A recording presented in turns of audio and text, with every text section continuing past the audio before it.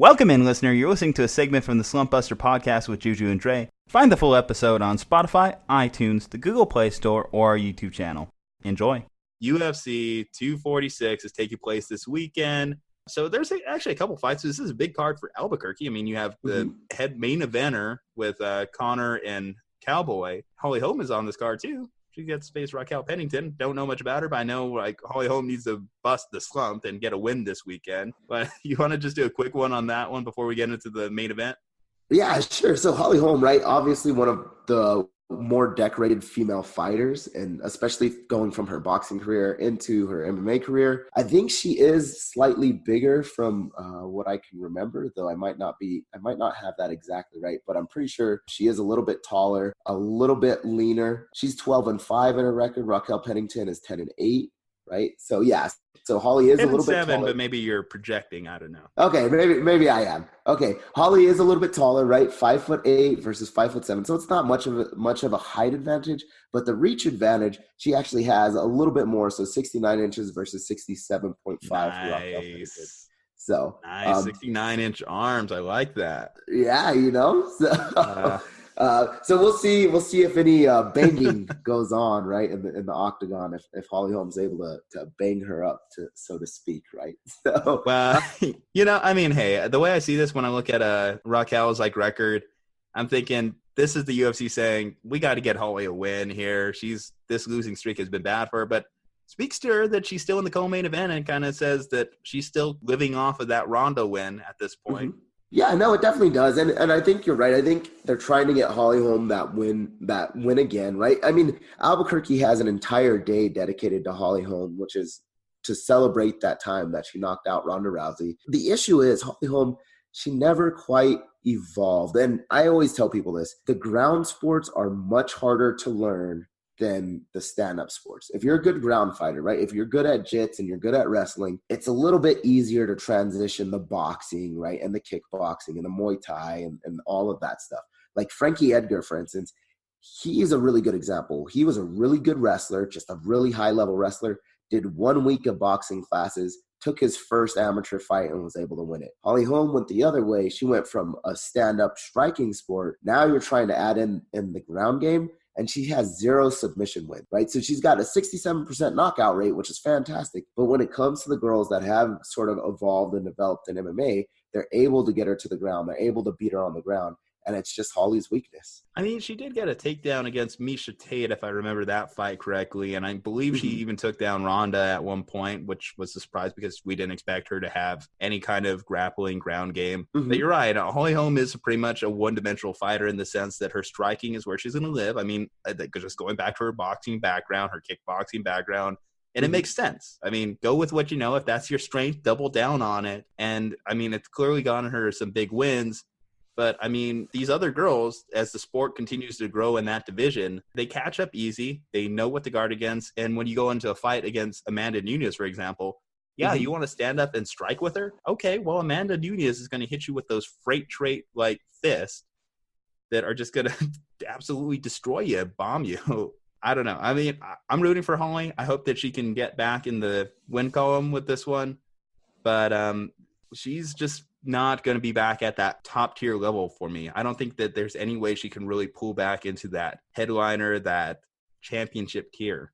Yeah. And I mean, all of her losses have been fairly decent losses, but she's on, I want to say a little bit of a losing streak, or definitely even if she has won one in her past 2 or 3 fights, I know she's lost. The majority of her losses have come as of late. I'm going to go with Holly Holm still. One, because, she's from Albuquerque, went to Manzano High School. I love Holly Holm. We have Holly Holm Day, right? So I've got to root for her. I can see this being a little bit sticky, though. I mean, Raquel, like I said, is a lot better on the ground than she is, better at the takedown. So if you tell me Holly Holm gets submitted somehow, it wouldn't amaze me, right? I wouldn't lose my mind. But I'm still going to go with Holly. I think she does have a slight height and reach advantage, right? The kicking, her leg length is a little bit longer. And so I'm going to go with Holly in this one.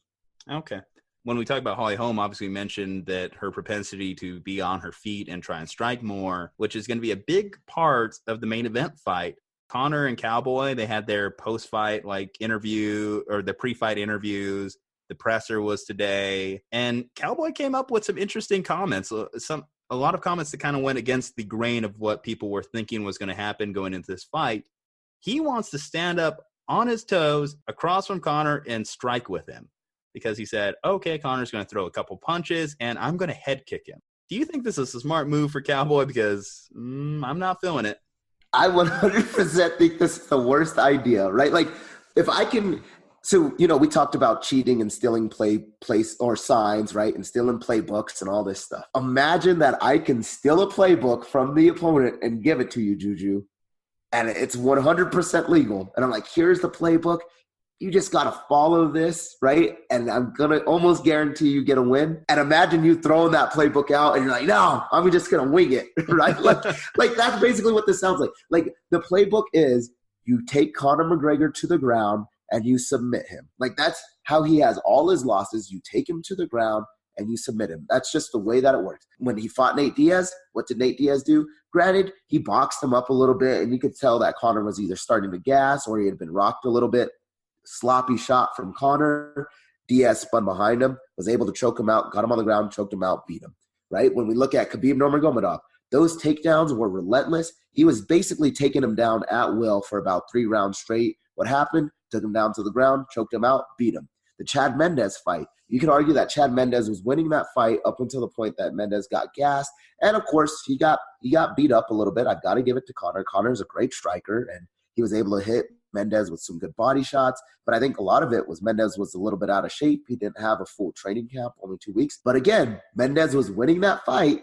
He was taking Conor down. Conor didn't have very many answers on the ground, and Mendes probably would have won that fight had he had a full training camp. And again, the game plan, you take Conor down, you can beat him. If you stand with Conor, the dude is a dangerous striker, like with 100%, as much as Conor gets on my nerves, and I don't necessarily like Conor personally, he is a fantastic, phenomenal striker. He is a talented fighter, and he does have power that can knock you out.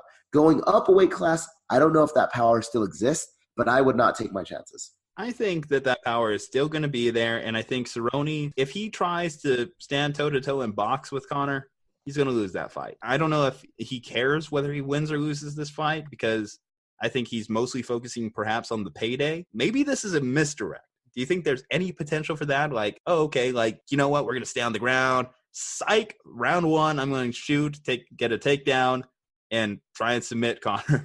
Because, I mean, that'd be a bold strategy, right? Like, hey, I'm going to strike you. Psych, I'm going to come out there with some takedowns.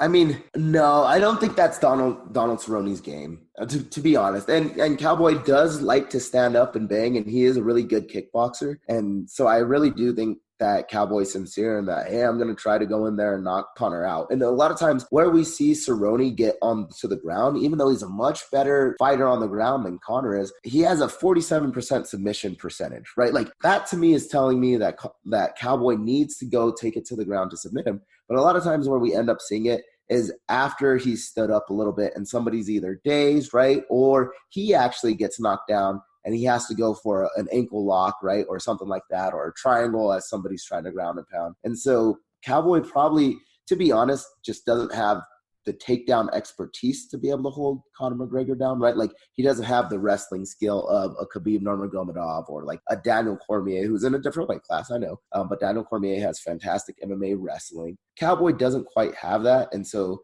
maybe trying the takedown game just isn't an option. But maybe it's enough. I mean, his defense for this, too, is that, well, Conor's been off for a year. Maybe he's been training, grappling this whole time, and he's going to be prepared because everyone's saying, well, go ahead and just try and take down Conor, which I guess is a fair criticism to make. But as you mentioned, the ground game is much harder to learn than on your feet. So I think if the strategy has been there for years, take this guy down, grapple with him a little, and you might be able to make him tap. Then go with that. I mean, that especially if you're Cerrone and you have a much bigger gas tank than Conor. And we don't know what Conor's gas tank is going to be coming off this layoff. Yeah, and like you said, I think, you and I, we were talking a little bit before the show, but we had said that, hey, Conor McGregor, his big claim right now is that he's been 4 months sober. So you're telling me that you just stopped drinking 4 months ago, and now you have to get up to weight, right? You have to get up to 170, whereas Donald Cerrone has fought at 170 and cuts down to 55. Conor McGregor is going the opposite. He used to be down at 45. then 55. Now you're trying to get up to 70, and you're only 4 months removed from being a drunk. Like, that to me is a little bit worrisome. I mean, as far as their reach and leg reach, they're about the same, right? So Cowboy actually is a little bit shorter of a reach, only by an inch, so 73 inches compared to 74. Leg reach, Cowboy's a little bit longer at about half an inch, but Cowboy's, a lot taller than what McGregor's used to fighting, right? So Cowboy he's 6'1" compared to McGregor, who's 5'9". And a lot of times McGregor has had success down at 45 just because he was so much bigger than everybody, right? Like, he was a lot bigger than Jose Aldo. He was a lot bigger than Chad Mendez. But now that you're starting to get guys that are like his own size, like I said, I think he still has power, but Cowboy's used to taking hard hits from dudes that are a lot bigger than Conor. And so just because Conor has that same power as maybe what he was at 145, how's that compared to, say, like a Tyrone Woodley, right? And guys like that, or a Kamaru Usman. I mean, sometimes it's not necessarily all about like the weight, the body type, because some guys are just naturally strong no matter what weight class they fight or wrestle in. I mean, without a doubt. Yeah. I mean, I'll even like, not to mention my own high school wars, but I'll even mention like back when I used to wrestle up, there would be some times where I would be just strong as like the guy who was 20, 30 pounds above me. It's just a matter of like what your physical attributes are. And maybe Conor has the abilities to fight at those higher weight classes. I guess we just got to see it first. I have this fear, though. I feel like Conor's just trying to do too much at once. Like, he's trying to make up for all this lost time because he's talking about he wants to fight Manny Pacquiao, or he's working on fighting Manny Pacquiao. He wants to do this rematch against Floyd. He wants to do the rematch against Nate. He wants to face Jorge Masvidal for the BMF title. He wants to take on Kamaru Usman. It's like, that's 5 fights, and you haven't even had your first fight in almost a couple of years. I do worry, like, is he just trying to make up for too much lost time? Because I believe he wants to have 5 fights this year alone. That's his goal. Yeah, and to me, it just sounds almost like being desperate, right? Like, it's like, hey, remember me, remember me, remember me. Like, I'm still here, right? Everybody, don't forget me, don't forget me. And so I just think Conor is trying to make up for all that lost time, and honestly probably lost revenue, right? Like, he didn't get that many pay-per-view buys, obviously, when he was out. Like, you can't get pay-per-views if you're not fighting. Then the last real memory that people have of him was getting choked out by Khabib Nurmagomedov in a fight that wasn't even close, like even remotely close. His sponsorships probably are not going as well as he had probably hoped, or at one point back when he was the double champ. And so I feel like he's trying to shove himself down everybody's throats, and which to me, it almost makes me a little bit sad, right? Like, as annoying as I think Conor has been, and as much as he's gotten on my nerves, I respected the fact that the promotion basically came by itself, right? Like, just him being who he was, being a confident fighter. He didn't have to say, I need these 5 fights and I'm going to do these 5 fights. It was basically, I don't care who Conor fights next, right? Like, I just want to see Conor fight. And now it's almost, I've got to shove you down, shove myself down everybody's throat so that they remember me. And it's almost a little bit sad. Do you think it's unrealistic, his goals of being a boxing heavyweight champion, or even winning the title at welterweight 170? It would be an outstanding accomplishment if he managed to pull it off. We were mentioning, again, this pre-show, like, I think he would be pretty much one of the few people, aside from, like we mentioned, Holly Holmes, to hold a boxing world title and to hold a MMA world championship or UFC world championship. Not to mention the ability to hold belts at 3 different weight classes. That would be unprecedented. That would basically put you literally as the best pound for pound fighter of all time, or you'd have to be in that like tier. Oh yeah, absolutely. I mean, and if he is able to accomplish this, 100% Conor McGregor deserves the props, right? Like, I just don't know if it's going to be realistic, right? Like, you got to think about the guys that he would have to go up and fight, because he already claimed the 45 belt. He's already claimed the 55 belt. And I've heard they're going to redo some of the weight classes and all that. But can he beat a Colby Covington? I mean, I don't know about that. Can he beat a Kamaru Usman? Can he beat a Tyrone Woodley? Like, we're talking about killers that come down from 185, 190 pounds that cut weight, and Conor's struggling to make it up to 170. And then when it comes to boxing, is he skilled enough to beat, some of the best boxers in the world? Obviously, he wasn't skilled enough to beat Floyd Mayweather, and he ended up getting knocked out by Floyd or TKO'd. When Floyd is not a knockout artist, that's not what Floyd is known for, right? He's more known as the point fighter that'll, do the shoulder roll and block his chin with his shoulder, get out of a bad situation, and then piece you up as he's moving out. So can he even compete with a Manny Pacquiao who is a knockout artist, right? And guys like that. Would it be amazing to see? Absolutely. Would he go down as one of the best, like just fighters in general, right? Across any sport? Absolutely. Is it realistic? I don't know at this moment. Yeah, I mean, he was saying, like, if I just made this minor adjustment against Floyd, I'm planning on getting that victory in the second round. It's just like, I don't know. I just don't see how you can make that comparison to one of the greatest boxers of all time. And then you're going to face, like, again, another all-time great in Manny Pacquiao. I mean, he has certain advantages. His reach is outstanding. His left hook is phenomenal. But I feel like, again, there's only so much you can do. You can be a jack of all trades, but if you're a master of none, what does it matter? Yeah. And I mean, the thing too, when it comes to boxing is 100% like a more technical striking in a sense when it comes to the hands, but that's because that's the only thing they focus on, right? So you're not focused on kicks, you're not focused on knees. And so they're very crisp and clean. And professional boxers, they see punches coming a whole lot sooner than sometimes MMA fighters, because MMA fighters, you got to focus on all of the different aspects. You got to focus on, is an elbow coming? Is a knee coming? Is a leg coming? Is a takedown coming, right? So you start to see things a little bit different when it comes to MMA versus boxing. They see those punches coming a lot quicker than you and I can. And so they're moving their head before you and I can even think of like, oh, there's a punch coming. And Conor McGregor, I don't know if he has that. I don't know if he has that intuition yet of a really high level boxer. And I'd also be concerned if he's trying to do these simultaneously. It's hard to prepare with the same level of training for a boxing match while you're also trying to keep all your striking, keep all your grappling, keep all your leg kicks in your prime. That way, when you go into a UFC fight, you're not looking totally uncompetitive. I think it's overload. We'll see. I mean, I'm rooting for Conor. I'm going to stick with my pick. You said Cowboy the last time we discussed this fight. I said Conor the last time we discussed it. I'm going to keep it as that. I'm not going to shift gears. I do think it's really hard to sell a whiskey company whenever you're claiming you're sober, but their own rapid fire. Pick the rest of the card for me. Just go down the list quick. All right, so moving down the list, I definitely have Donald Cerrone, so I'm going to keep with my pick. I just think that Donald Cerrone has a few more options when it comes to winning. Again, I've got Holly Holm. I'm going to take Oleinik in that fight.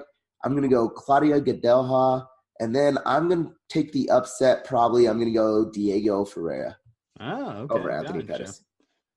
Going against conventional, but I like it. I think I was also picking that pick as well.